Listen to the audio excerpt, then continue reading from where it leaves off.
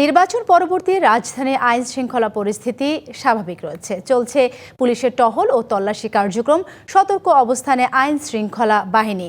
জননিরাপত্তা নিয়ে সন্তোষ প্রকাশ করেছে রাজধানীবাসী। পাশাপাশি নতুন সরকারের কাছে প্রত্যাশার কথাও জানিয়েছেন। ভোটের পরদিন রাজধানী অনেকটাই ফাঁকা, যানবাহন ও মানুষের চলাচল ছিল অনেকটাই কম। তবুও নির্বাচন পরবর্তী অপ্রীতিকর পরিস্থিতি এড়াতে সতর্ক আইনশৃঙ্খলা বাহিনী। শহরের বিভিন্ন পয়েন্টে চলছে পুলিশের টহল কার্যক্রম। গুরুত্বপূর্ণ স্থানে বসানো আছে তল্লাশি চৌকিও। বিগত সময়ের মতো নেই বিজয় মিছিল। ভিন্ন এক প্রেক্ষাপটে বিএনপি দলটির পক্ষ থেকে আয়োজন করা হয়েছে দোয়া, যাতে অংশ নিয়েছে নানা শ্রেণী পেশার মানুষ।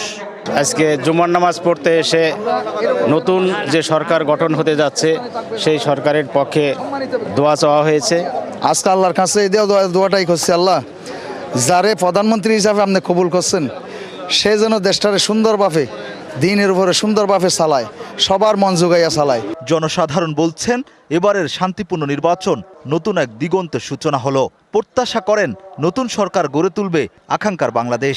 হোয়াইট প্লাস প্রো সেনসিটিভ স্কয়ারে মাঠের বাইরেও তো আমরা এভাবে দেশপ্রেম দেখাতে পারি।